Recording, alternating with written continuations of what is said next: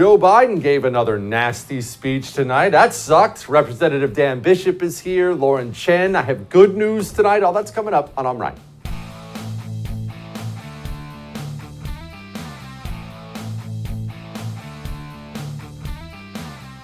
Joe Biden gave another nasty speech.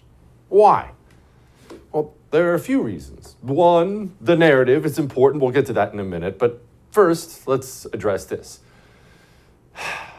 Joe Biden's a jerk. I mean, look, we talk a lot of political things, right? Democrats, Republicans, communists, the narrative, which I'll get into, and all these other things. And all that stuff's true, and all that stuff comes into play. But Joe Biden is a jerk. I do have, because I do this for a living, I do have sources now, which is crazy to think about. I have sources. I have people who tell me inside information. You remember the last speech Joe Biden gave? You're looking at a little image of it right there, how nasty that speech was. And we all were horrified by it. I mean, Democrats were horrified by it. What's he doing? You know, a little birdie chirped in my ear. That was not only Joe Biden's idea to give that speech. He had been wanting to give that speech for weeks, and his staff had been holding him back because they knew what a bad idea it was. Joe Biden, long before he became this dementia-addled loser that he is now, Joe Biden's always been a jerk. There's videotape of Joe Biden back to the beginning of his career being a nasty jerk. He's just a vindictive human being to everybody. To his staff, he's famous for that. He's just a jerk. So that's one reason. Another reason is the dementia. Remember, if you've ever had to deal with it, and I hope you haven't, because it really is truly a terrible thing, but if you've ever had to deal with it, you'll know what I'm about to say is true. You become just kind of more of who you are, right? And as you begin to lose other parts of yourself and begin to lose your facilities, the real you really comes bubbling out. And again, back to him always being a jerk. That's who he is. It's who he's always been. The dementia brings that out. 3, well, this is part of the ongoing effort, and this is the bad news part of this whole thing. This is part of the ongoing effort to turn you into not a Republican, not someone on the right or conservative or libertarian, someone on the other side. This is part of an ongoing effort to turn you into an enemy of the state. Because if they turn you into not just a Republican, but an enemy of the state, then what does that do? That gives them the ability to send federal law enforcement after you. They want to arrest you and hurt you for what you believe. Oh, Jesse, that's too crazy. Really? Pay attention lately? You find out that the DHS, Department of Homeland Security, changed its mandate, changed what it was put there to do. You know, go after terror threats overseas. They've completely shifted to domestic terror. And who do they think are the potential domestic terrorists? Well, we have all the documents for that too. Got one of those Gadsden flags? Got an American flag? Go to Tea Party rallies? Well, congratulations. You're officially on the list as a potential domestic extremist. So that's a huge part of why they're doing it, and they've been very successful. Remember, even with the red wave that's coming here in less than a week now, we are still way behind the 8 ball because the entire administrative state, FBI, DOJ, all of them, they've all shifted into a domestic war footing where they believe you are the enemy of the state, and that's how they operate. But 3. What's the 3rd reason? Well, 4. That'd be the 4th reason. What's the 4th reason he got up and gave a nasty speech like that tonight? The narrative. They have to set a narrative. They have to. It's important. There's an old saying in law, I'm not a lawyer, but I know lawyers, sadly, and it's very, very true, that if you have a case and you're arguing it in front of a jury, if you have facts, you pound the facts. Jesse couldn't have shoplifted that candy bar at 7-Eleven. You know how I know? Because I have my records right here on a security camera showing at that time he was clear across town. Look, I have the facts. It's right there, the facts. If you have the truth, you pound the truth. Jesse couldn't possibly have been eating that Butterfinger or stealing that Butterfinger from 7-Eleven because he was sitting down having dinner with his family at that time. That's the truth. That's what you tell the jury. But what if you don't have either of those things? If you don't have either of those things, you pound the table. You have the facts, you pound the facts. You have the truth, you pound the truth. If you don't have anything, you pound the table. You get up and give a speech like that. Threats to democracy. Because what else is he going to say? What's he going to say? If you're a Democrat right now, what are you running on? The border? Wide open. Inflation? That's not going to work. People go buy groceries. People, you know what? I bring up groceries all the time because it's something we all do. People go buy anything now, and they're all sticker shocked. We just recently priced a little miniature remodel on the home, trying to get some more room in there for one of the kiddos. And we got several estimates back. I believe there were 3 of them. And it was shocking. It was horrifying. We obviously said, no, we can't afford it. We're not doing it. It was horrifying. It was 3 times what I thought it was going to be. And I know that industry quite a bit. So you can't run on inflation. You can't run on the border. You can't run on gas prices. You can't run on foreign policy, because no matter what you think about Russia, Ukraine, America hates it. They're not invested in this at all like they are. You can't run on anything tangible. So you have to run on, instead, threats to democracy. Trying to set a narrative. Threats to democracy. Speaking of setting a narrative, we had Halloween a couple nights ago. Halloween. And you know something? It's funny. I have cameras all around my home. It's basic security. I'm a security freak. Every single inch of my home is covered by security cameras. Many of the places around my home, they're covered by 2 security cameras. I have security cameras everywhere. That's pretty standard security. And do you know that right now, if I wanted to show you video of the kids who showed up to my house dressed as crayons, it was a brother and sister, they were 2 different colors of crayons. Do you know that I could do it right now as I talk to you on the air? I could pull it up and show you a video of the kids. I'm not going to do that. I'm not going to show you a picture of someone else's kids, but I could.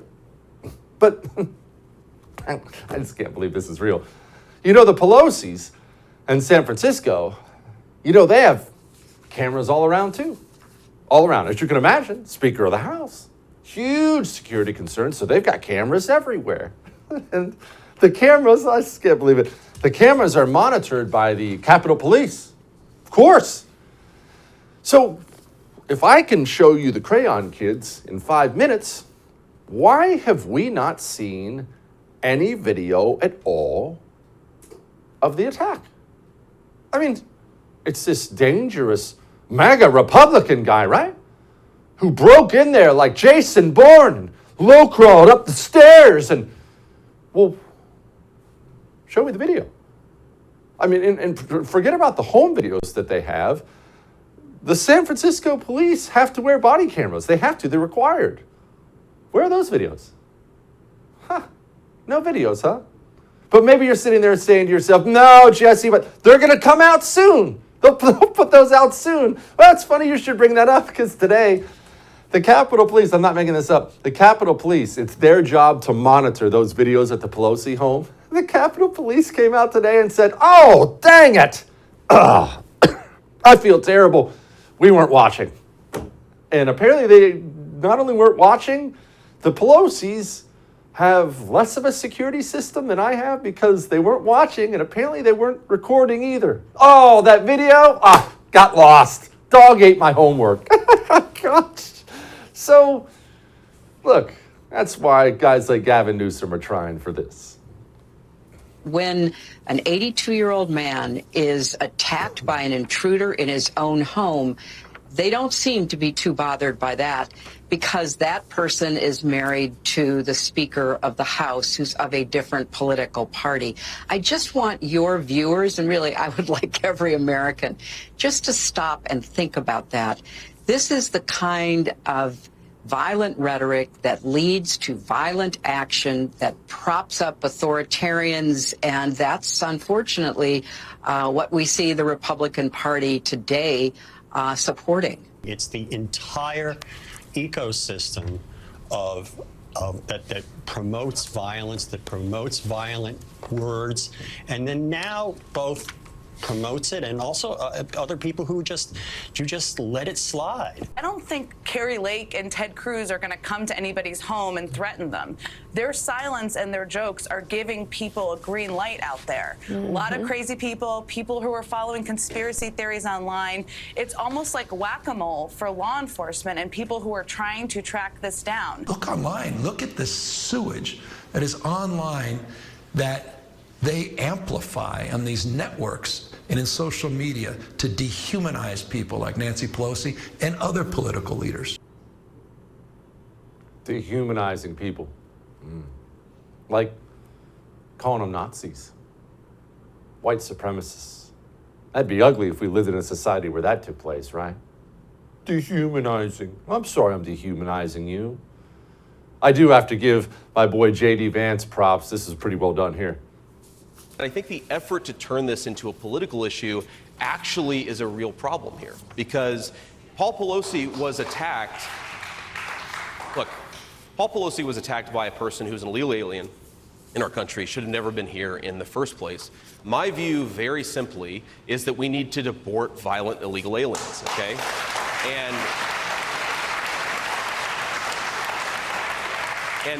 And when an illegal alien attacks Paul Pelosi, it's tragic and it's terrible, but it's not reflective of Republicans. It's reflective of the fact that we let way too many violent people live freely in our country. That's so well done. Gosh, I can't wait for that guy to be a senator. Which brings me to one final thing. You want to talk about desperation? Here's a fact. Nobody likes a feminist, all right? Even other feminists hate feminists. I know feminists get mad about that, but that's because feminists are mad all the time. It's true.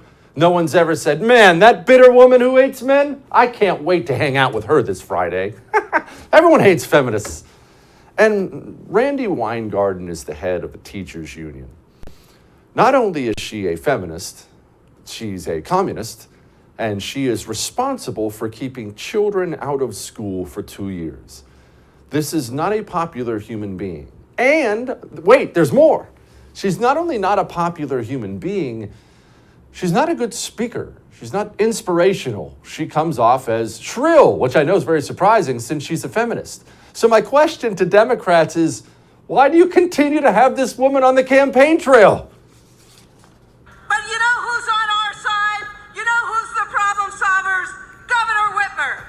The party that wants to cut taxes for the rich and wants to cut the hard-earned benefits that Ohioans have earned.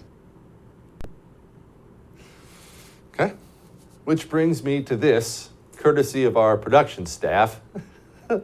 Maybe they have Randi Weingarten out there because no one wants Joe Biden out there. Props to the fellas for putting together this little montage of old Joe and how he's been doing.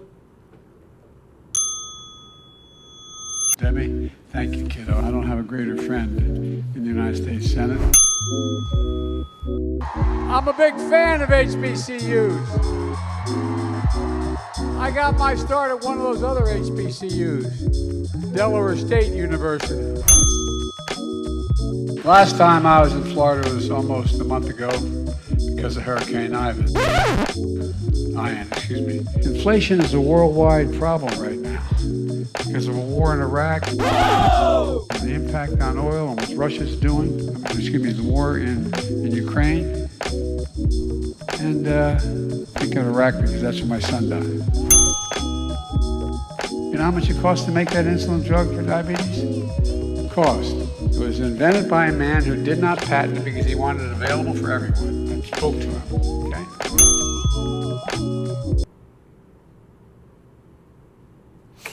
All that may have made you uncomfortable, but I am right.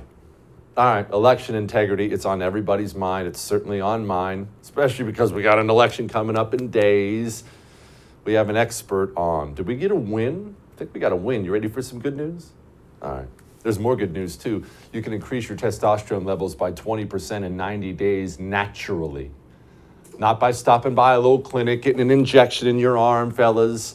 Natural herbal supplements, testosterone levels in free fall in this country.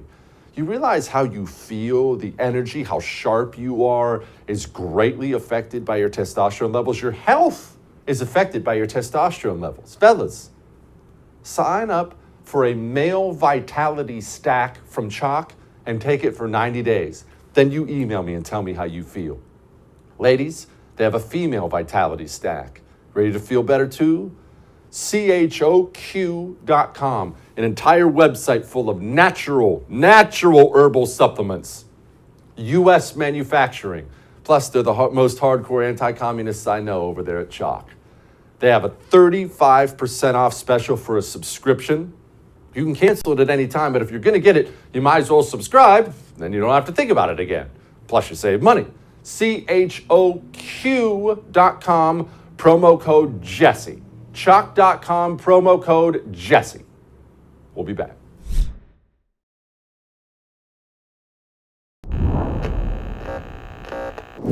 So my goal as acting Secretary of State is to make sure we're educating voters, the public, the media, just about how the voting process works in Pennsylvania, how vote counting takes time. And because of the restrictions we have with our state law, we will not have unofficial returns on election night like other states.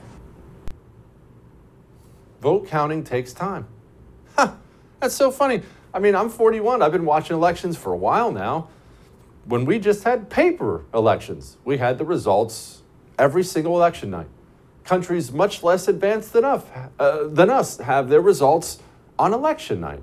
But in Pennsylvania, it takes time. Joining me now to talk about that and other things, Harmeet Dhillon, founder of the Dhillon Law Firm and Liberty Center, also somebody out there fighting tooth and nail for us legally, which we need. Harmeet, it just takes time. It's amazing how much more time it's taken in recent years, even as technology has advanced, Jesse, and we saw it in the 2020 election particularly. We've seen it in California for some time now. It takes up to 30 days for elections to be tabulated in California, and you can see what the trend is there. And so I don't think that Pennsylvania voters should accept this. There's no reason why this election official should be blaming state law, and they have plenty of paid staff, and they should be able to tabulate the results like other states do on time, and citizenship demands no less. Harmeet, when I see stuff like this, I'm sorry, but all I think is they're cheating. Because there's not someone find me a better explanation. If it takes that long, I assume you're either cheating or making sure you're able to cheat if you need to do so. How else can you explain the most advanced country in the world not able to count its votes? Well, I'm not going to call them cheating until I see evidence of that. I think this is unfortunate. I also think that we've seen COVID and COVID-related precautions being used as an excuse over the last 2.5 years for all kinds of delays by all government officials in every capacity. Nobody wants to come to work anymore. Anybody who's an employer can tell you that. And so I think that it is unacceptable, and I think voters need to send that message at the polls next week for change in Pennsylvania. Speaking of Pennsylvania, you were talking about an amicus brief. Now, I'm stupid. I don't even know what an amicus brief is, but you sounded excited about it. What happened? So yesterday, there was a major victory in Pennsylvania Supreme Court. Pennsylvania Supreme Court has been the epicenter of much confusion and angst in the 2020 election because that court illegally changed Pennsylvania law in 2020 with respect to absentee voting. The United States Constitution provides that only a state legislature may make the laws about voting in a particular state.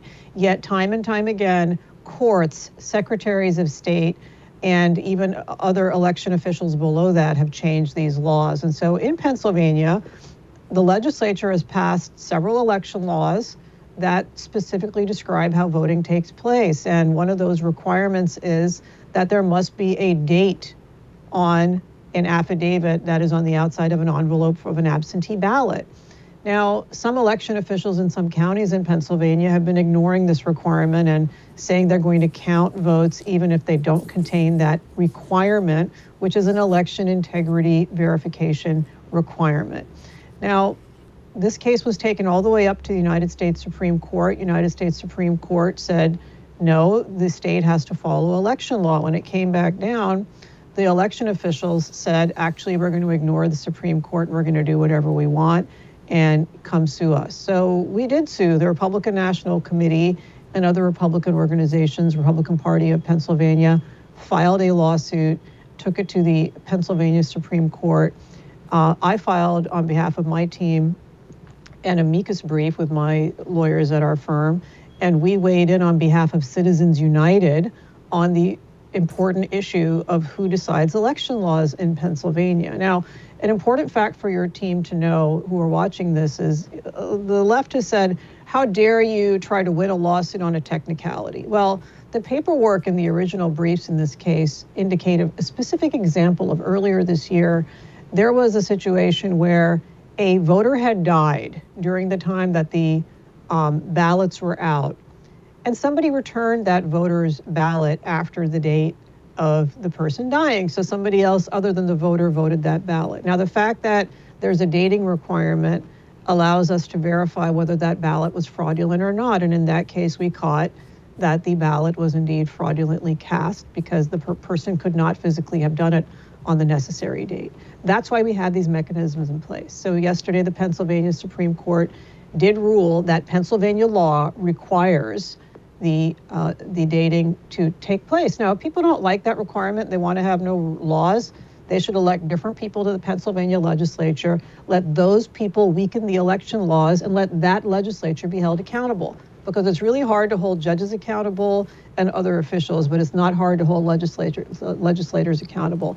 And we're seeing this happen all over the place, Jesse. Just a little earlier today, we saw a similar situation in Virginia. In Virginia, my law firm went to court on behalf of the Virginia GOP to challenge a county, Prince William County, refusal to appoint Republicans, actual Republicans, as the Republican official election observers in the county, instead of people who are calling themselves Republicans but actually voted Democrat in each of the last 8 or 9 elections.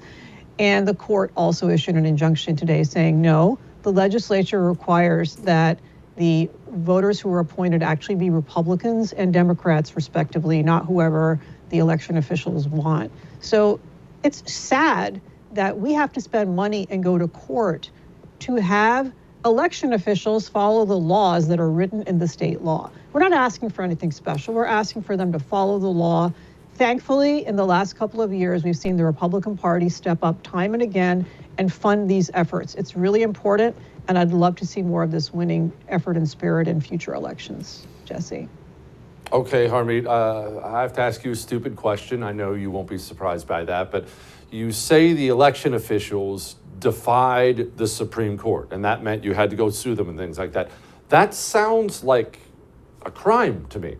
If the Supreme Court says no, and you say, up yours, I'm doing it anyway, that sounds like you should actually be arrested and charged with a crime. But I don't want to speak out of turn. You're the law genius. I'm not. Is that not a crime? Well, the crime, the unlawful act that you described didn't occur, thankfully. But I do think it's dereliction of duty. I do think it's grounds for removal of those officials who defied the law. I do think it's grounds even potentially for impeachment, depending on the political scheme of the state in question. So we cannot stand for this. It, arguably would even be contempt of court. And so, what happens, though, just to be clear, is a court says what happened below was wrong, and then they send it back down to the lower court to make some rules to fix it.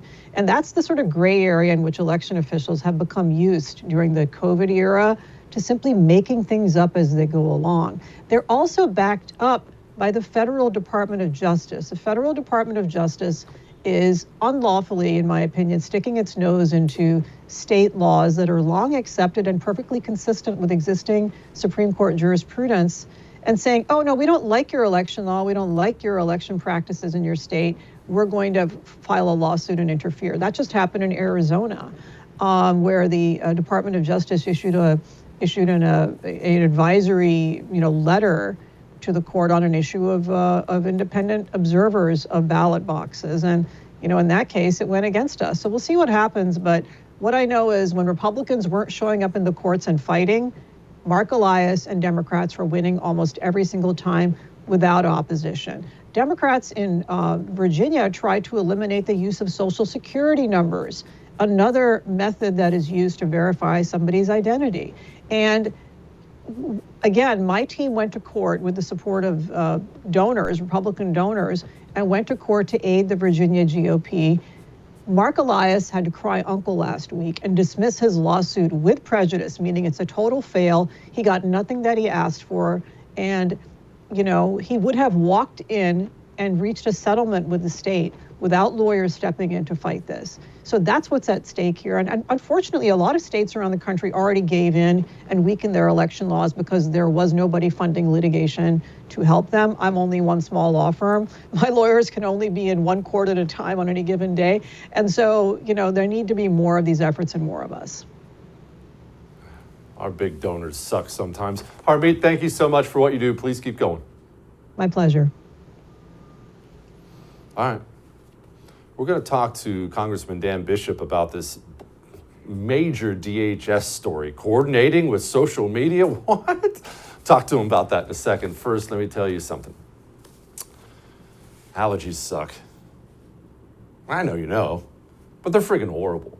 I suffered, and I mean suffered for years. When we moved to Montana, I don't know what it is in the air up there, but I mean, I would wake up, my eyes would feel like they had sandpaper in them. It was just horrible. It's awful. I don't even own allergy medication anymore.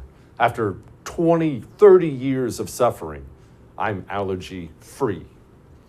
Eden Pure Thunderstorm did that. I keep 3 in my home. I keep 3 here in the studio. It's just this little black box goes in the wall. You'll hardly know it's there. It cleans your air constantly. Not some nasty filter you have to replace. It looks just full of dust. No. It's killing the viruses and mold in your air, cleaning out your air. They have 3 packs for sale for my viewers. EdenPureDeals.com. Code Jesse gets you that 3-pack for under $200. $200 off. EdenPureDeals.com. Code Jesse. We'll be back.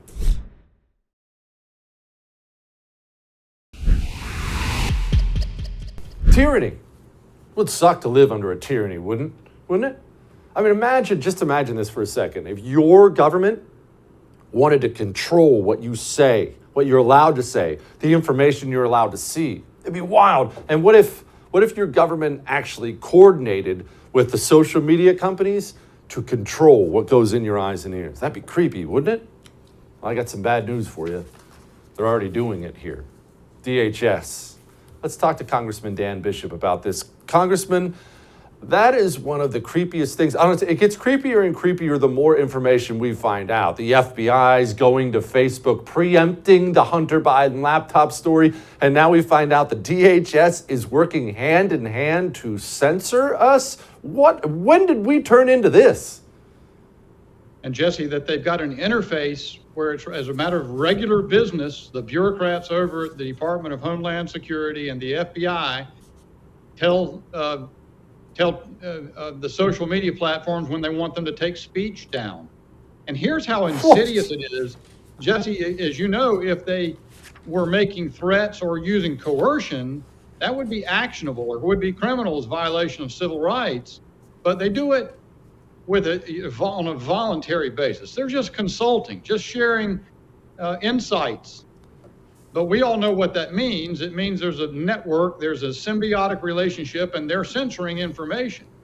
It's dangerous beyond description. And these bureaucrats and the sort of quasi-academics associated with them, they just go on doing it as though they're just sort of, professionals doing good security work. But it's very dangerous to the First Amendment and the survival of free speech in this country. Congressman, what concerns me is honestly what you just pointed out there. It's such a cabal. They all come from academia. They're all a bunch of left-wingers now, and they're all working together. The administrative state working with the media, working with social media. How in the world do we begin to unpack that basically our entire federal government are a bunch of left-wingers who don't think you should be allowed to speak? Right. So the notion that there's no partisanship in there, that these are just public servants, bureaucrats who have no partisan orientation, Well, everybody who's a conservative in this country understands how ridiculous that is now. They're loaded with deep state, leftists, and we owe a great debt of gratitude already to the Attorney General for Missouri and Louisiana, who have this lawsuit that's led to some of these documents being released. But the first answer, Jesse, and it's not by any means sufficient, but the first step is we got a Republican majority. I'm on Jim Jordan's Judiciary Committee. I'll use every opportunity I have to dig into the FBI, but I also sat on Homeland Security. I don't know who will be the chairman there because we've got to have unprecedented oversight there too. The Department of Homeland Security, created for the purpose of fending off terrorists. Anytime you agglomerate that much government power and that many bureaucrats in one place, freedom is going to be endangered. And that's where we are. But we've got to get into that, dig into it, and do the oversight, find out how bad it is. Why can't you be the chairman? I want you to be the chairman. You might, it works up there in Washington, all too well, Jesse. I mean, if there were, I'm one of the more rambunctious ones. They get a little bit fed up with me pretty quickly. That's why we need you in Congress, Jesse. You'd be hell on wheels. We need about 35, 40, 50 Kellys. That would be something. All right. Well, finally, I can't let you go without asking you about the Fed rate hike. I know you saw it. It's just the way it is now. They printed so much frigging money, and now they have to drive the car into the ditch to avoid it going off the cliff. And they're signaling this isn't even the last one. Where's this end?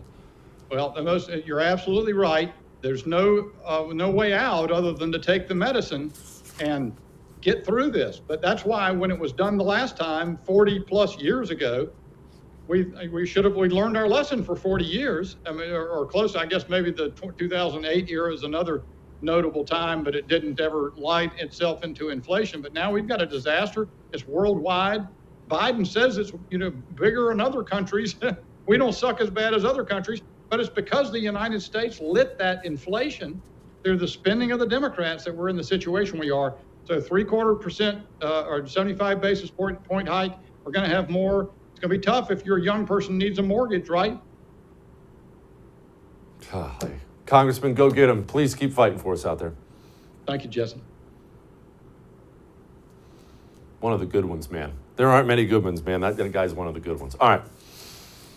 What is with the endless trans insanity? Isn't it just weird? Let's talk about that with Lauren Chen here in just a second. First of all, let's talk about something.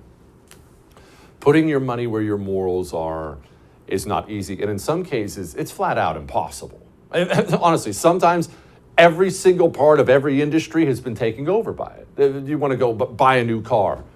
Go find the car company that wasn't putting out rainbow flags during Pride Month. You have an option with your health insurance. Most of them are trash, yes, but OneShare Health is there. They're right there. The incredible coverage, great prices, but it's a faith-based insurance company. Their values are your values. And they have everything you need. Dental, they got it. Vision, got it. 24/7 telehealth, got it. They have whatever you need. Go to my.onesharehealth.com/Kelly. Promo code Jesse Kelly gets you $75 off your enrollment fee. Go now. We'll be back.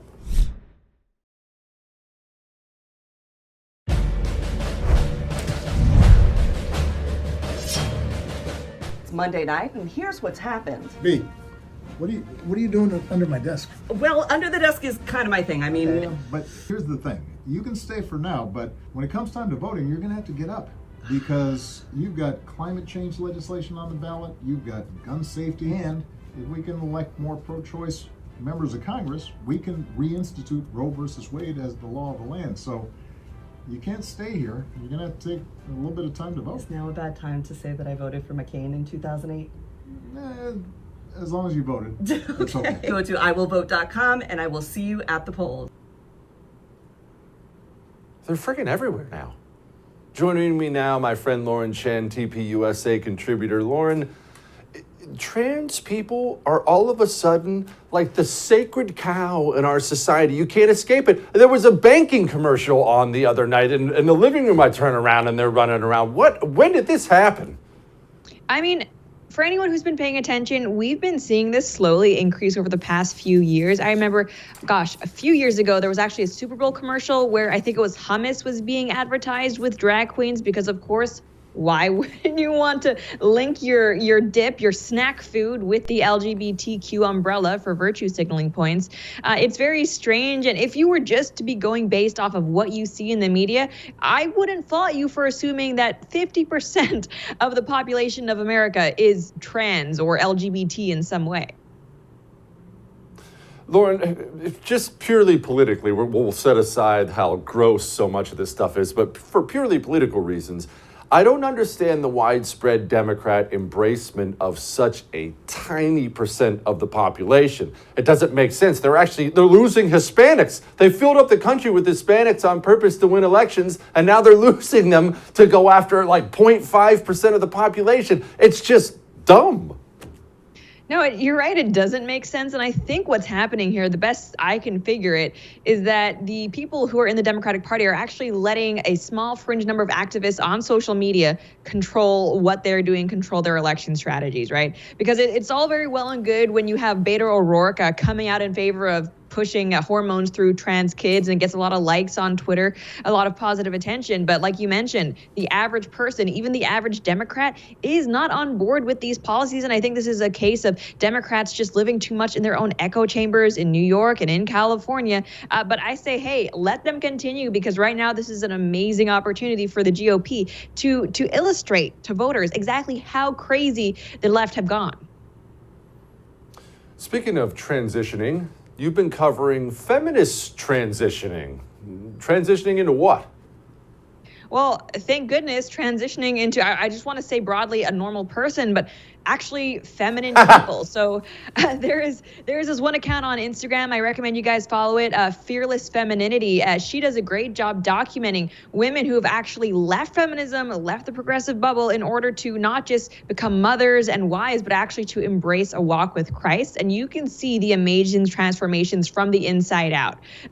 We've seen women go from blue-haired, angry feminists, even doing sex work, to actual church-going mothers and wives. And I think it's a great example of how, no one is beyond redemption when it comes to Christ. But unfortunately, when we're looking at how black an ideology progressivism and feminism is, I think for a lot of people, these types of transformations may not be possible without saving grace. And it's nice once in a while to see that transformations can happen for the better. And, obviously looks aren't everything, but I think it speaks to how much happier these women are on the inside when you can see someone go from, colorful hair, piercing, scowl, smoking drugs, and to, in the next frame, smiling on her wedding day, her natural hair. It really is it's so encouraging, and it's a nice little bit of good news that we so rarely get.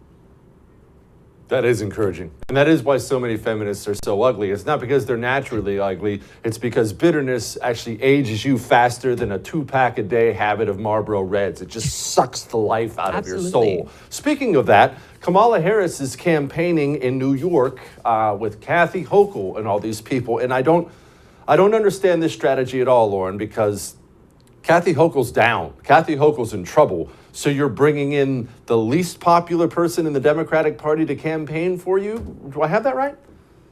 Yeah, and once more, I just think this speaks to the fact that Democrats need better campaign strategies. And actually, if any Democrats are watching this, even though I hate everything you stand for, I feel like I could still serve you better than whoever you're working with right now. Kamala Harris is the most unpopular vice president in history. And right now, Hochul is being slammed by Zelen specifically on her soft approach to crime. Perhaps the thinking there was, Kamala the cop, so maybe that will balance out the fact that New York crime is running rampant. It's a terrible idea. If they actually wanted to have any hope of not being at least embarrassingly close to losing to a Republican in New York, then I would say they've got to examine a lot of these far left policies that have people so frustrated in the first place. And when that comes to New York, we're absolutely talking about bail reform that has let so many criminals back on the streets when they should be behind bars.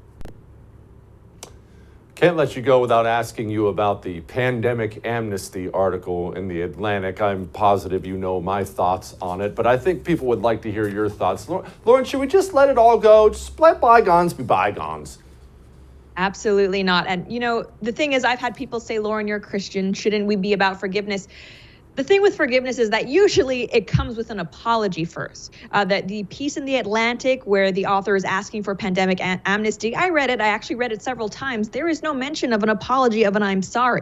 We have people who absolutely jumped on the authoritarian bandwagon during the pandemic, who are pushing for vax mandates, for people to cut family members out of their lives and celebrations because of their vax status. Now we have some of them saying, okay, well, perhaps we went a little far, but hey, we didn't know any better. It was a pandemic. What are you going to do? The thing is, other people did know better. Other people, we knew that masks were useless, especially the cloth ones. We knew that the vaccine didn't stop transmission. The thing is, when people try to tell you, you censored them and you demonized them. So I think it's going to take a lot more than a simple I'm sorry to make up for what happened over the past 2 years. And that's not even to mention the fact that, once more, this author, she's not even saying I'm sorry. She's trying to excuse her behavior and, it was an emergency. That's not going to cut it in a fair and a just world. These people, health professionals, media, politicians, they would all be facing tribunals and sentencing to pay for what they did to people. Lauren Chen, go follow her stuff. Thank you, Lauren. I appreciate you.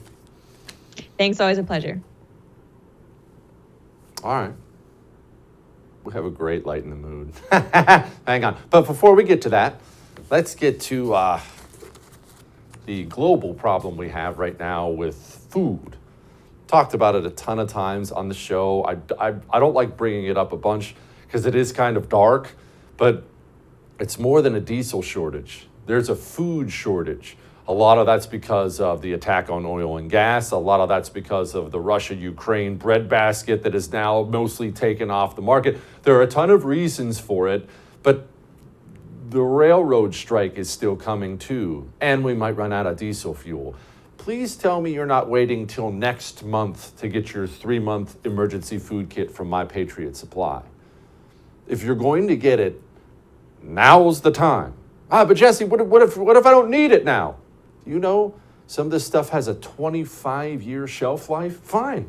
I hope you don't need it now. I'll tell you this. I hope to God it goes to waste. I hope 25 years from now you're chucking it in the trash. But man, if you do need it, you'll be grateful.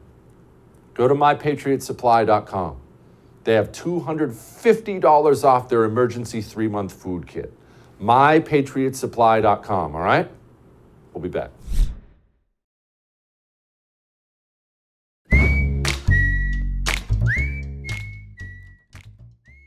First of all, let's get something out of the way before we get to... Do you want to hear me body slam a liberal on the radio? It's going to be fun. You just got to buckle up for this. It's going to take a couple minutes. You're going to enjoy it. But before we get to that, let me get to this. You want to watch me do my radio show? I know you watch me on TV every night for an hour. I'm on radio for 3 hours. You can go support the first, and then you get to watch me every single night. Do TV and radio. TheFirstTV.com/support. Go sign up, become a supporter, and enjoy. Now, what kind of things are you going to see? Well, you won't just get to listen, you get to watch me do things like this. Christopher, Boston, go. So here's my question. Conservatives are so against vaccines for COVID. They think, it's a conspiracy or it's whatever it is, right? But yet I would assume that most of you are totally fine with the vaccines that kids have to get to go to school, measles, mumps, rubella, all this stuff, right? The vaccines that a child goes through in their normal development, those are okay, but why is this one coming, conspiracy coming from the left? Hold on. I think you have me wrong. I'm excited about the prospect of a COVID vaccine. It's a deadly disease. Is there one available? Well, Christopher, I'm asking because my mumps, measles vaccines that I got when I was a kid, here's what's amazing. It's incredible. It's amazing what happened. I got vaccinated for it, and then I didn't get it. Yeah. It almost worked like a vaccine, but you keep saying there's a vaccine available. Where is it? I haven't seen it. Is it available? Do you have it hidden somewhere? Where is it? So you're absolutely sure that when other vaccines came out, they didn't go through a trial period or a period of refinement where they were made more effective? They did, actually. In fact, it's actually really cool. One thing they do when there's a new medical product of any kind coming out, they actually do put them through trials. these long clinical trials to make sure. Don't talk over me. Don't talk over me. To make sure to go through these long clinical trials to make sure that you get to. So they don't put something in the to the public that's harmful to the public. That's what they do. It's really incredible. It's amazing. They do all this testing to make sure they're not doing anything harmful. But guess what, Christopher? You're the trial. You're the test subject. Thanks to Operation Warp Speed, they rushed this whole thing through totally free of liability. They tested the vaccine you're injecting into your body on 6 French rats. Now, 10-year-olds, 15-year-olds are dying of heart attacks. They're testing it on you. Shoot, I'm not mad at you, Christopher. I'm not even mad you talked over me. I owe you a thanks. Thanks for being my test subject and testing that bad boy out on me. And I'm excited about the thought of a COVID vaccine. Shoot, the one we have now has me so excited I feel like my heart's going to explode. I'll see you tomorrow.